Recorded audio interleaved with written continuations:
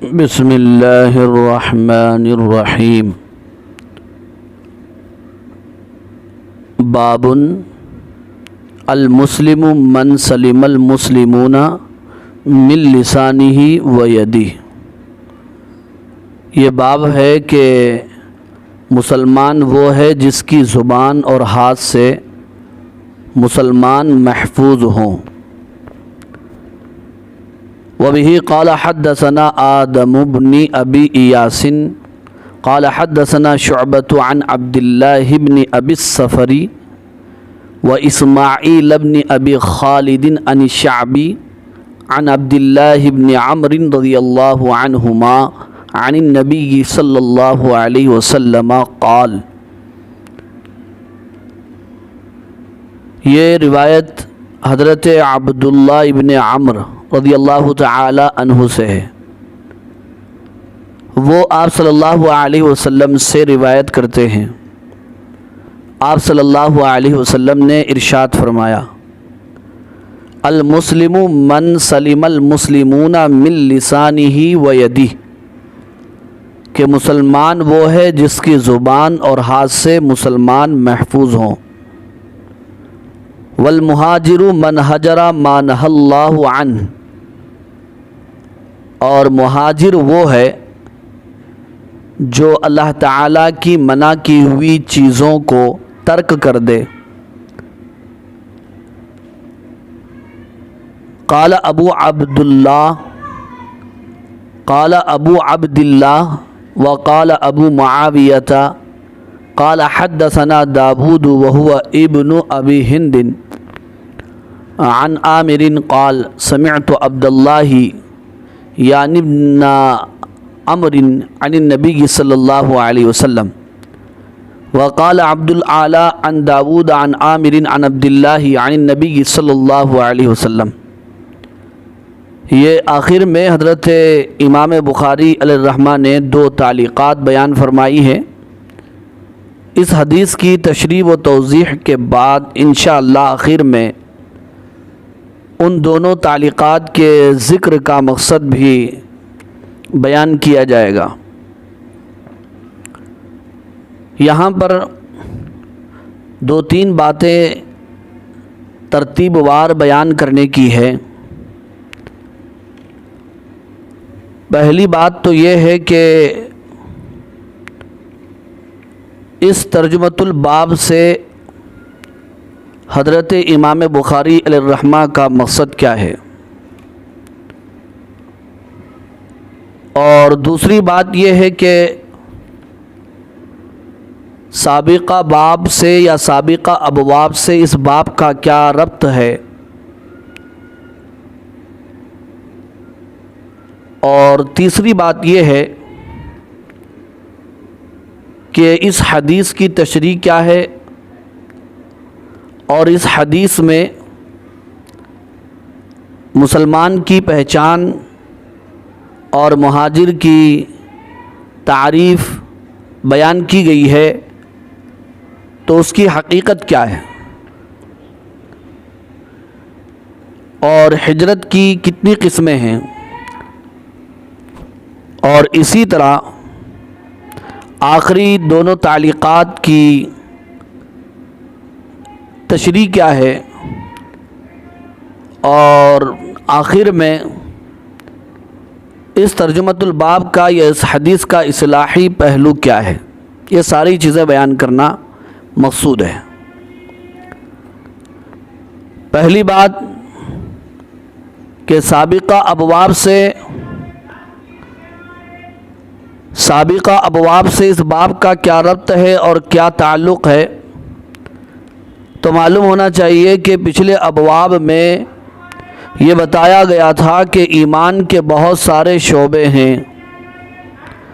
اب اس کے بعد حضرت امام بخاری علیہ الرحمہ انہی میں سے بعض شعبوں کو الگ الگ بیان کرنا چاہتے ہیں اور ان سے متعلق احادیث کو بھی ذکر کرنا چاہتے ہیں۔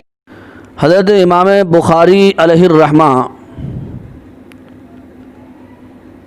یہاں سے بعض شعبوں کو الگ الگ بیان کرنا چاہتے ہیں۔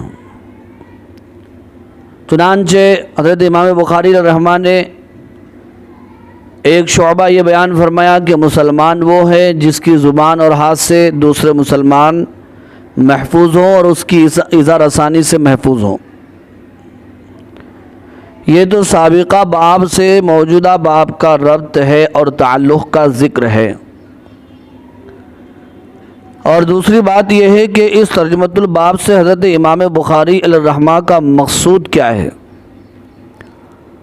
اس ترجمۃ الباب سے حضرت امام بخاری علیہ الرحمہ کا مقصد دراصل فرقہ مرجئہ کا رد ہے۔ وہ اس طور پر کہ فرقہ مرجئہ ایمان کو بسیط کہتا ہے، اس طور پر کہ اعمال نہ ایمان کا جز ہے اور نہ ہی اعمال ایمان کے لیے لازمی اور ضروری ہیں، اور نہ ہی ایمان میں کمی اور زیادتی ہوتی ہے، اور نہ ہی اعمال کا یا اطاعت اور معصیت کا کوئی اثر ایمان پر پڑتا ہے۔ حضرت امام بخاری علیہ الرحمہ اس ترجمۃ الباب کو قائم فرما کر فرقہ مرجئہ کا رد یوں فرما رہے ہیں کہ طاعت کا اثر اور اسی طرح معصیت کا اثر ایمان پر اور اسلام پر، تقویٰ و طہارت پر ہوتا ہے، یعنی کہ طاعت کی وجہ سے، عبادت کی وجہ سے، اطاعت کی وجہ سے ایمان میں زیادتی ہوتی ہے اور ایمان کی تکمیل ہوتی ہے، اور معصیت یعنی نافرمانی اور اعمال کے چھوڑنے کی وجہ سے، فرائض کی عدم تکمیل کی وجہ سے ایمان میں کمی ہوتی ہے، ایمان کو نقصان پہنچتا ہے۔ اپنے اس دعوے کو ثابت کرنے کے لیے حدیث رسول ہی کے مبارک جملے کو حضرت امام بخاری علیہ الرحمہ نے اپنا ترجمۃ الباب بنایا اور قائم فرمایا۔ حضرت امام بخاری علیہ الرحمہ اس ترجمۃ الباب کے ذیل میں منقول حدیث سے اپنے دعوے کو یوں ثابت فرمایا اور فرقہ مرجئہ کا رد یوں فرمایا کہ آپ صلی اللہ علیہ وسلم کا ارشاد ہے کہ مسلمان وہ ہے جس کی زبان اور جس کے ہاتھ سے دوسرے مسلمان محفوظ ہوں، یعنی مسلمان کسی دوسرے مسلمان کو اپنے سے تکلیف نہ پہنچائیں، ورنہ وہ کامل مومن نہیں، وہ کامل مسلم نہیں، اس کے ایمان و اسلام میں نقص آ جائے گا، کمی آ جائے گی۔ حضرت امام بخاری علیہ الرحمہ فرقہ مرجئہ سے یہ کہنا چاہتے ہیں کہ اگر اعمال کا اثر ایمان پر نہ پڑتا ہو اور اطاعت کی وجہ سے ایمان میں زیادتی اور معصیت کی وجہ سے ایمان میں کمی نہ ہوتی ہو، یا اعمال ایمان کے لیے غیر ضروری ہوں، تو پھر ایسی صورت میں یہاں پر اس مسلمان کو ناقص مسلمان، اس مومن کو ناقص مومن کیوں کہا جا رہا ہے جس کی زبان اور ہاتھ سے دوسرے مسلمان محفوظ نہ ہو یا دوسروں کو تکلیف پہنچا رہا ہو؟ اس کی مذمت کی جا رہی ہے اور اس پر تنبیہ کی جا رہی ہے، تو معلوم یہ ہوا کہ اطاعت کی وجہ سے ایمان میں زیادتی اور معصیت کی وجہ سے ایمان میں کمی ہوتی ہے، اور اعمال کا اثر ایمان پر نہ پڑتا ہے، بلکہ اعمال ایمان کے لیے، اسلام کے لیے لازمی اور ضروری ہے، ایمان مرکب ہے۔ تو بہرحال فرقہ مرجئہ کا رد حضرت امام بخاری علیہ الرحمہ نے اس ترجمۃ الباب سے اور اس کے ذیل میں منقول حدیث و روایت سے فرما دیا۔ اب اس کے بعد حدیث کی تشریح دیکھیے کہ آپ صلی اللہ علیہ وسلم نے ارشاد فرمایا المسلم من سلم المسلمون من لسانہ و یدہ، مسلمان وہ ہے جس کی زبان اور جس کے ہاتھ سے دوسرے مسلمان محفوظ ہوں۔ اب اس میں المسلم ہے، المسلم الف لام کس کا ہے؟ یعنی الف لام عہد کا ہے یا الف لام جنس کا ہے؟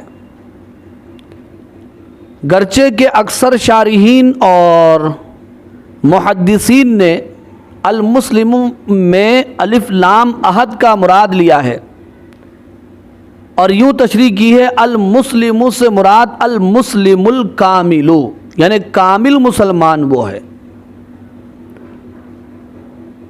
مگر بعض محدثین نے المسلم میں الف لام جنس کا مراد لیا ہے، تو مطلب یہ ہوگا کہ مسلمان ہونے کے لقب سے یا مسلمان ہونے کا لقب اس کا مستحق وہ آدمی ہو سکتا ہے جس کے ہاتھ اور زبان کے شر سے دوسرے مسلمان محفوظ ہوں۔ تو اگر کوئی دوسرے مسلمانوں کو تکلیف پہنچا رہا ہے، ایذا رسانی کر رہا ہے، تو اس صورت میں وہ مسلمان کہلانے کا مستحق اور مسلمان کہلانے کا حقدار نہیں ہے۔ اب یہاں پر ایک وضاحت یہ بھی ضروری ہے کہ مسلمان کی تعریف اس میں یہ کی گئی کہ وہ دوسروں کو تکلیف نہ پہنچائے تو وہ مسلمان ہے۔ تو سوال یہ پیدا ہوتا ہے دیگر ارکان اسلام اور فرائض اسلام اس پر فرض ہیں یا نہیں ہے، لازم ہے یا نہیں ہے؟ بس وہ دوسروں کو تکلیف نہ پہنچائے، نماز چھوڑ دے دوسروں کو تکلیف نہ پہنچائے، روزہ چھوڑ دے دوسروں کو تکلیف نہ پہنچائے، حج چھوڑ دے دوسروں کو تکلیف نہ پہنچائے، پھر وہ زکوٰۃ نہ دے، تو آیا مسلمان پھر بھی وہ مسلمان رہے گا؟ حدیث کے ظاہر سے معلوم ہو رہا ہے، لیکن حقیقت یہ ہے عزیز طالبات کہ اس میں ساری چیزیں داخل ہیں۔ حج بھی کرے، نماز بھی پڑھے، روزہ بھی رکھے، زکوٰۃ بھی دے، اگر یہ چیزیں اس کے اوپر فرض ہیں، اس کے ساتھ ساتھ یہ کرے، نہ یہ کہ صرف وہ مسلمانوں کو تکلیف نہ پہنچائے اور یہ چیزیں چھوڑ دے پھر بھی مسلمان ہو جائے گا، ایسا نہیں ہو سکتا۔ یہ سارے فرائض کی تکمیل کے ساتھ اور ادائیگی کے ساتھ وہ دوسروں کو تکلیف بھی نہ پہنچائے تو وہ کامل مسلمان کہلانے کا مستحق ہوگا۔ اسی طرح اس میں ایک بات یہ بھی واضح کرنے کی ہے کہ آپ صلی اللہ علیہ وسلم نے فرمایا مسلمان وہ ہے جس کی زبان اور ہاتھ سے دوسرے مسلمان محفوظ نہ ہو۔ خاص طور پر دو اعضاء کا ذکر ہے، ایک لسان یعنی زبان اور دوسرے ید یعنی ہاتھ کا ذکر ہے۔ لہٰذا اگر کوئی مسلمان پاؤں سے کسی کو تکلیف پہنچانا چاہے یا جسم کے دوسرے عضو سے نقصان پہنچانا چاہے تو پہنچا سکتا ہے؟ نہیں، یہاں پر مراد صرف زبان اور ہاتھ سے تکلیف پہنچانا نہیں ہے، بلکہ مراد پورے جسم سے، پورے اعضاء سے، پوری زندگی سے ہے کہ کسی کو کوئی تکلیف نہ پہنچائے۔ چونکہ عام طور پر زبان اور ہاتھ سے لوگوں کو تکلیف پہنچائی جاتی ہے، اس لیے آپ صلی اللہ علیہ وسلم نے بطور خاص ان دونوں اعضاء کو ذکر فرمایا، اور ان دونوں اعضاء میں بھی لسان کو یدن پر یعنی زبان کو ہاتھ پر مقدم رکھا، اس لیے کہ زبان کا زخم اور تکلیف ہاتھ کے زخم اور تکلیف سے زیادہ خطرناک ہوتی ہے۔ اور آپ صلی اللہ علیہ وسلم نے لسان فرمایا، لسان ہی فرمایا، قول ہی نہیں فرمایا، یعنی اپنے قول سے نہیں فرمایا۔ کیا فرمایا؟ لسان، اپنی زبان سے، اس لیے کہ قول میں صرف قول ہوتا ہے، لسان کے لیے قول ہونا ضروری نہیں ہے۔ ایک آدمی اپنی زبان باہر نکال کر بھی دوسروں کو تکلیف پہنچا سکتا ہے بغیر قول کے، بغیر کچھ الفاظ ادا کیے کے، بغیر کچھ کہے کے، اس لیے آپ صلی اللہ علیہ وسلم نے لسان کا لفظ استعمال فرمایا۔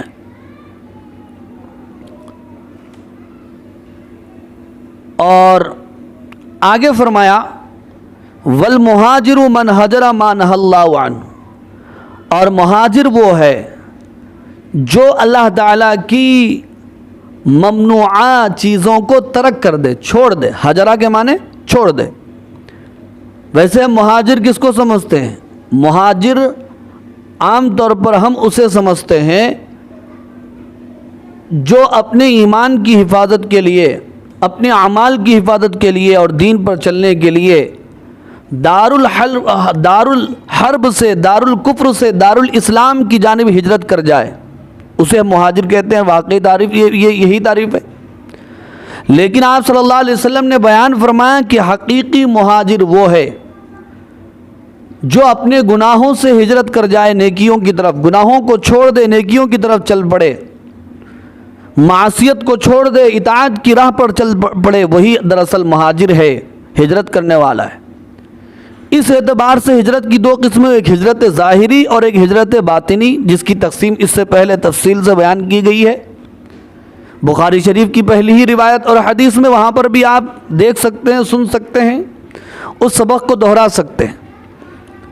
تو اس میں ہجرت باطنی کا ذکر ہے کہ مہاجر اپنے گناہوں کو چھوڑنے والا، اصل میں مہاجر وہی ہے۔ فرمایا کہ والمہاجر من ہجر ما نہی اللہ عنہ، کہ مہاجر وہ ہے جو اللہ تعالیٰ کی ممنوع چیزوں کو چھوڑ دے۔ قال ابو عبداللہ، عبارت کے اعتبار سے تو یوں پڑھیں گے، لیکن کہنے میں یوں کہیں گے کہ ابو عبداللہ فرماتے ہیں۔ ابو عبداللہ یہ حضرت امام بخاری علیہ الرحمہ کی کنیت ہے۔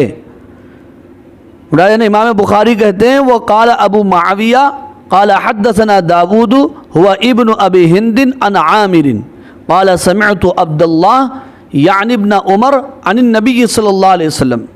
پہلی تعلیق حضرت امام بخاری علیہ الرحمہ نے یوں بیان فرمائی کہ ابو معاویہ کہتے ہیں کہ ہم سے حدیث بیان کی داود نے، وہ ابو ہند کے فرزند ہیں، وہ عامر سے روایت کرتے ہیں۔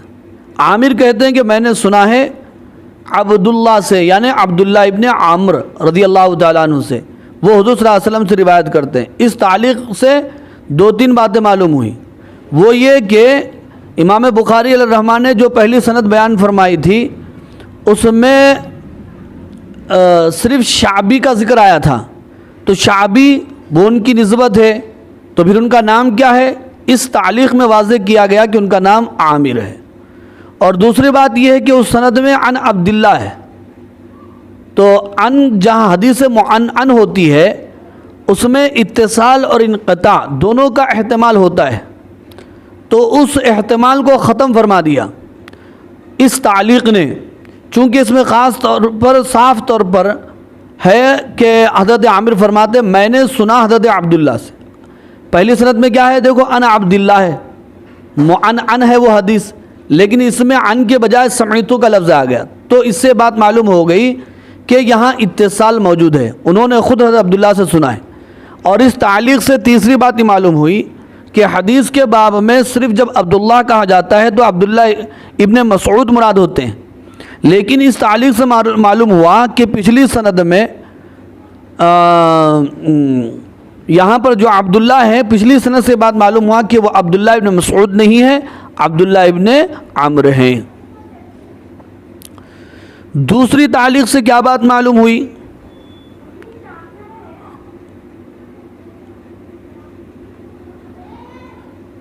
دوسری تعلیق میں صرف عبداللہ کہا گیا، تو اس سے بھی یہ بات معلوم ہو رہی ہے کہ یہ دوسری تعلیق میں جو عبداللہ ہے وہ عبداللہ ابن عمرو ہیں، یہ پہلی سند سے بات معلوم ہو رہی ہے۔ ان دونوں باتوں کو واضح کرنے کے لیے حضرت امام بخاری علیہ الرحمہ نے دونوں تعلیقات کو ذکر فرمایا ہے۔ بہرحال دعا فرمائیے اللہ تعالیٰ سے، اللہ تعالیٰ ہمیں کہنے سننے سے عمل کی توفیق عطا فرما۔ اور وہ جو آخری باتیں رہ جاتی ہیں وہ یہ ہے، ایک تو ترجمۃ الباب کا ثبوت، وہ تو بآسانی ہو رہا ہے، ترجمۃ الباب خود المسلم من سلم المسلمون من لسانہ و یدہ ہے، تو وہ تو منقول حدیث میں المسلم من سلم المسلمون من لسانہ و یدہ ہے، اس سے ترجمۃ الباب بآسانی ثابت ہو جائے گا۔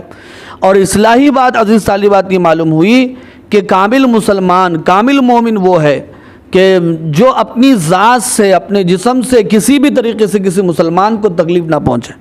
آج کے ماحول میں مسلمان کو اپنے اس اسلام کا احساس نہیں ہو رہا ہے، اپنے اس ایمان کا احساس نہیں ہو رہا ہے، اپنے آپ کو غلام رسول کہتا ہے، عاشق رسول کہتا ہے، آپ صلی اللہ علیہ وسلم سے محبت کا دم بھرتا ہے، لیکن دوسروں کو تکلیف پہنچا رہا ہے، دوسروں کی عزت سے کھیل رہا ہے، دوسروں کی پگڑیاں اچھال رہا ہے، دوسروں کی غیبتیں کر رہا ہے، چغل خوریاں کر رہا ہے۔ یہ ماحول میں ہم دیکھ رہے ہیں، تو اس لیے ہم چونکہ آپ صلی اللہ علیہ وسلم کے امتی ہیں، آپ کے غلام ہیں، ہم دوسرے لوگوں کو دیکھ کر نہیں، آپ صلی اللہ علیہ وسلم کی سیرت کو، آپ کے اقوال و ارشادات کو دیکھ کر ہم اپنی زندگی جو گزاریں۔ اللہ ہمیں عمل کی توفیق نصیب فرمائے۔